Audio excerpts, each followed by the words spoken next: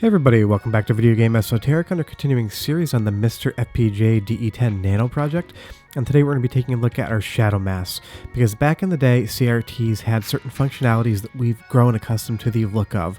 One of them was scan lines, and the other one was either a shadow mask or an aperture grill. It was just the way that light passed through a screen so that it could create red, blue, and green dots to make an image. Of course, with LCD TVs, we don't have that, so we're always trying to strive to get that look, and that's what we're going to be talking about here, because the CRT always has a very different image than an LCD. Before we get too far involved, do me a huge favor. Go down below, hit like, subscribe, and that notification bell definitely helps us out. And if you feel so inclined and want to support the channel, we have a Patreon link down below in the link as well. But of course, not everyone's going to have a CRT or a PVM. They're big, they're expensive, I get it. So having shadow masks come to MiSTer is awesome. What we're going to do here is just go into Super Bomberman 2, pause, and if you update your MiSTer, if you haven't updated in a few months, this might not be here, so if you don't see it, update. We're going to turn shadow masks on. I prefer 1x, there's multiple different settings, but you'll see all it's doing right now is darkening the screen. Nothing's happening yet. We need to actually select a shadow mask, and all of these files are going to come down with the MiSTer update if you do update it. So everything you're seeing here, just update your system and you'll have it. We have so many different options, and you'll see the minute we select one, we now have this pattern over the screen. This can be slightly hard to see on an LCD, and of course they're going through YouTube, so compression is an issue, but it should still be relatively easy for you to see the overall difference. And if you remember CRTs from back in the day, they had these type of patterns. Trinitron had a certain look. You see, if we turn on Trinitron Simple Bright from Trash Uncle here, it has a look that's very close to my PVM, and I actually prefer these over scan lines in a way. I've never loved artificial scan lines. Your mileage may vary. I'm not saying they're bad, I'm just saying they're not for me. But this gives us so much more control over the output image in MiSTer. Now the shadow masks will be controlled by things like your different scaling options. You can adjust them accordingly, because this is going to be a very visual thing. But if you look at Super Bomberman 2 side by side, having no shadow mask on the left and the Trinitron shadow mask on the right, you can see the difference in the image, and the one on the right with the shadow mask way more closely emulates that CRT look we're going for. And if we blow the image up, you'll see that shadow mask over the image, especially in the blues and the greens. That looks almost identical to what it would look like if you stuck your face right up against a Sony Trinitron, or in my instance, my PVMs. But let's move over to Teenage Mutant Ninja Turtles 4, Turtles in Time, because I've noticed these shadow masks look particularly good when the colors are nice and bright and vibrant. I'll show you a darker example in a little bit, but when we have TMNT with these shadow masks, I love the look of this. This is something that I would probably use on the regular if I was playing on my 70-inch 4K LCD. I would have just shot the TV, but honestly I never liked the look of that, so we're doing it with direct capture. It's the better method, I think. But the real question is, like, what was a shadow mask or an aperture grill? Because there's the kind of a different name for the same-ish technology. Basically, the photon guns and televisions, red, blue, and green, weren't the most precise things in the world, because of course they were drawing very small pixels. So TVs have a shadow mask or aperture grill in them that basically isolates where those photons are going through. It gets much more complex than that, but basically it's a way to selectively deal with transmitting light versus preventing light going through in a bleeding method.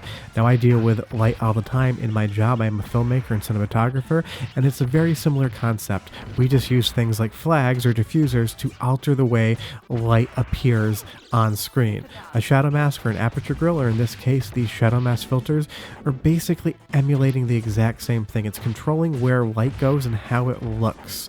I'm sure it's more complex than that. I am not a CRT engineer, so if you have any other thoughts, leave them down below. But now moving over to Demon's Crest. In the intro, this fire right here with that Trash Uncle Trinitron filter looks absolutely incredible, and even in the reds it's starting to look really nice. But what I noticed is, at least for certain games, once you get to darker colors, I actually don't prefer the shadow mask. Now, that's not to say the shadow mask is doing anything wrong or incorrect. This is just light and this is just image. And like I said earlier, as a filmmaker, I deal in this all day long. Something may look good in one instance, but not in another.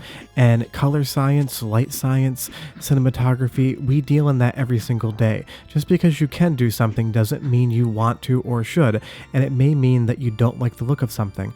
If you take the shadow mask off here, here on Demon's Crest, at least with this darker image, I much prefer how it looks without the shadow mask. So my point being is that the shadow mask is an option. You can utilize it where you want, and you can decide when you think it looks correct or better and when you think it looks worse or incorrect. That is up to you, and all of these filters are totally subjective. But moving over to a different system, the Sega Genesis, in another bright game, we're going to see here when I turn that shadow mask on at 1x without a filter, it does darken up the image, and that's part of why in Demon's Crest I didn't love it as much. But if we turn the Trinitron filter back on again and start playing Sonic, this looks really good, and that's what I mean about that bright vibrancy with the shadow mask versus a darker image. This looks really close to playing on a CRT, except it's on a direct capture. It has that shadow mask grid pattern that you would see on a TV, and depending on the size of the television, it is more or less apparent. If you take a look at a 14-inch PVM, it's not going to be as prevalent.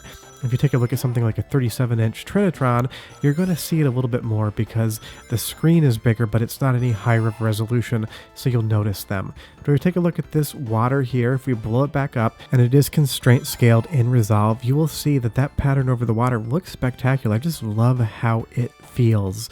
But do remember that this is not for every single core. If you don't see the option, that means it's not available for the core. Maybe it'll never come. Maybe it'll come next week. Maybe it'll be out before the video airs. But something like Game Boy Advance doesn't have those filter options yet, or maybe never. But going over to something like Monster World, the best part about the shadow masks is not that they exist, but how many different independent options there are that you can select. There are so many different makers of shadow masks. I'm sure more are going to come out, and there's different looks as well. That's going to change the color of your screen. It's going to emulate something like a CRT computer monitor in VGA versus something like a Sony Trinitron TV, which is going to be more of a consumer item for television. The options are really deep, and I'm sure they're just going to get expanded as more people start to make these, because you can make your own shadow masks. There's a shadow mask basically builder that I will leave a link in the description below. It requires a lot of math and science. It's not the easiest thing in the world, but you'll see here as we go through those options, everything changes. And if we go ahead and zoom in again, you're going to see what this particular shadow mask looks like over those clouds, and in the brighter areas it's easier to see, and it just looks really nice. I guess that's what the takeaway of this video is that shadow masks exist. You have the option to use them, you have the option to ignore them, and you have the option to pick and choose which mask and which version of the filter you use per individual game, because it is going to be very granular like that. In something like Magical Chase, I like this filter, but I also like it without it. In something like Demon's Crest, I didn't prefer any of the shadow mask filters. I preferred having them off. But the great part about this is it's just another option to articulate your image coming out of your MiSTer to whatever you choose to be correct in your eyes. It's all subjective. If you like the look of it, it's right for you. If you don't like the look of shadow masks whatsoever, just don't use them. It's as simple as that. And that's the great thing about MiSTer. It's just giving you options to do whatever you would like, and the options are growing by the month, because shadow masks did not exist, 3, 4, 6 months ago, a year. This is a new feature.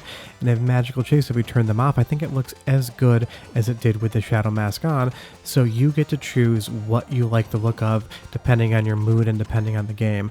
And I know I said earlier in darker games I didn't prefer the shadow mask, but that's not across the board entirely. That was about Demon's Crest. I haven't tested every dark game ever made, of course. But here, because we have so much black with vibrant colors popping off the screen, the shadow mask disappears in the black areas and just gives a really nice look, that CRT look, over the sprites in front. So with the shadow mask, just try them game to game, because the ultimate goal of them, along with scan lines if you should choose, is to emulate the look of a classic CRT or PVM as closely as possible. And they're extremely, extremely good, because I get it, not everyone's going to own multiple PVMs. If you have any questions about shadow masks, leave me a comment down below. Tell me if you use them or you don't. Like and subscribe, do me that favor, and I'll see you guys next week for more MiSTer content. I'll have videos through the week as well. Short of that, bye-bye.